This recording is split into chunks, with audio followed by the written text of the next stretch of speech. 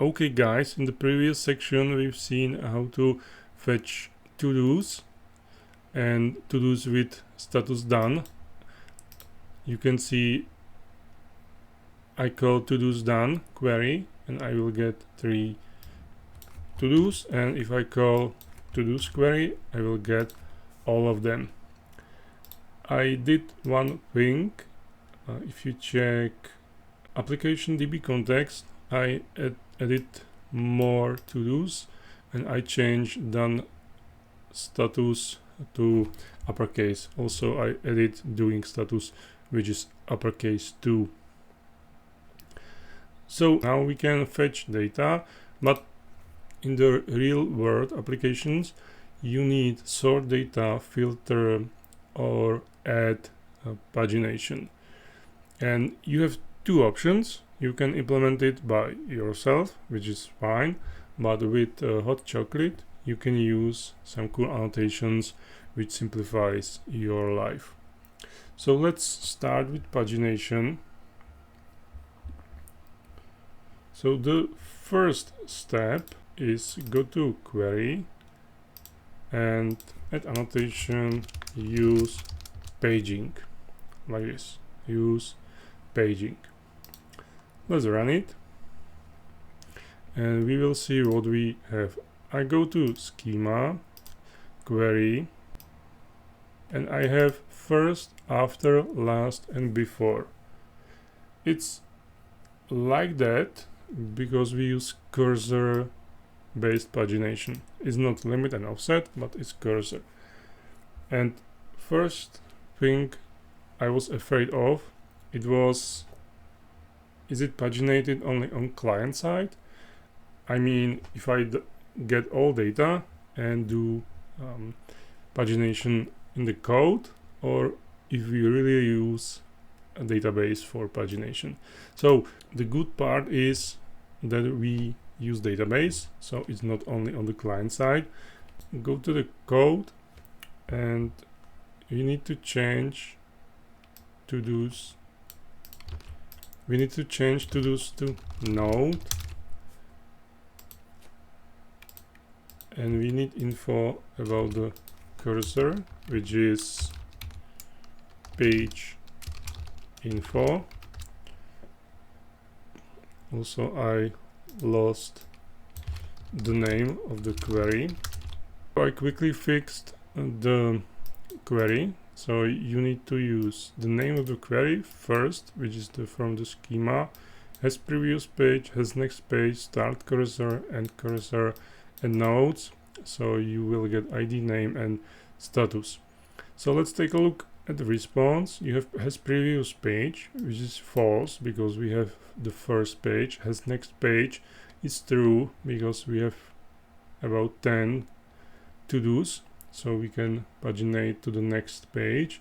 Start cursor and end cursor, there are some weird stuff. MA is equal, and what's this? It's base 64.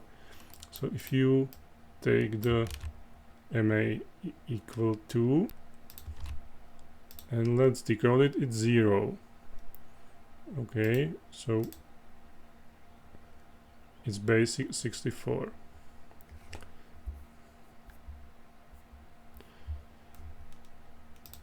Let's verify if we have select with the limit.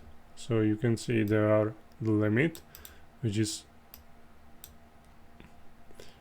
good because I said we use the pagination in the SQL.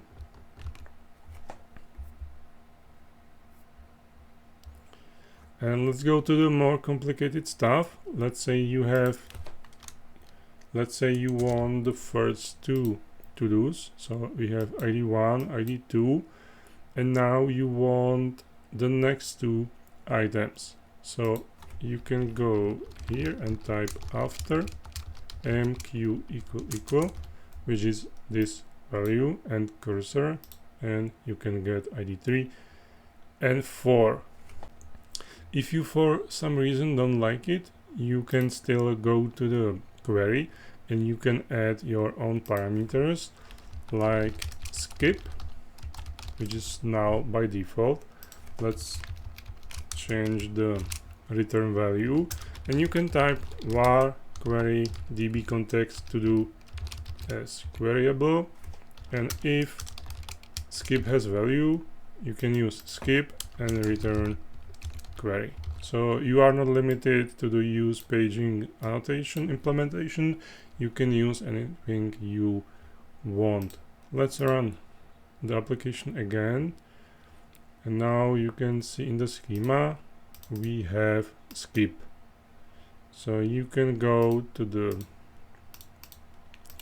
code and type skip, and let's skip the first 3, let's say, and you have ID 4 and ID 5, so it's working.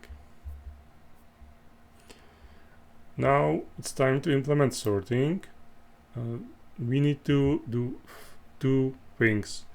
The first one is add sorting in the program.cs, and the next step is go to the query and add annotation for that resolver you want.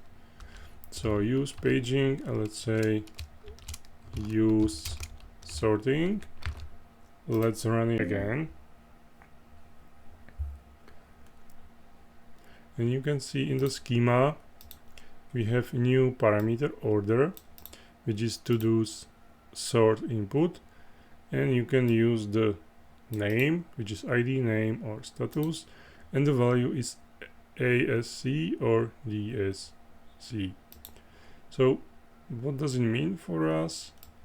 You can type order, and it's array, and in the array you choose the field, and if you want from A to Z or from Z to A in our case. So you can see the first is call mom, which is C. If I change it from Z, you can see the first is walk a dog, which is what we want. And that's all you need for sorting, and the filtering is similar like sorting.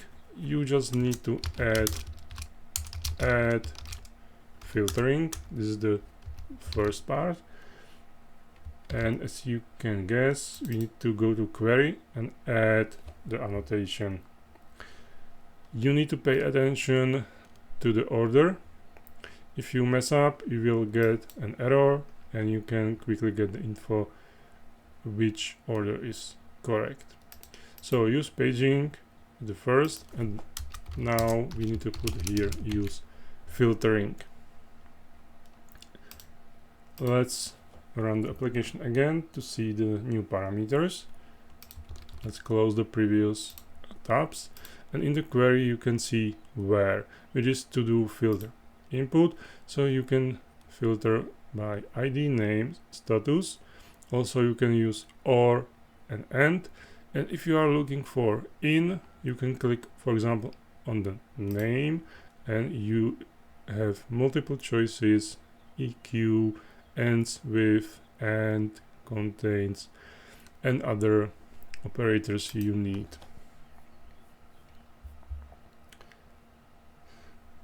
So let's type some query. For example, let's say we want to do with status doing, and we want to use in operator. So where status in and doing. Let's run it, and you have 3 to-dos: shopping, clean the house, plan vacation. Usually you want to fetch an item by its ID. So let's type where ID EQ, let's say 5, and run it, and you have only one to do with ID 5. Okay, that's all, and see you again in the next video.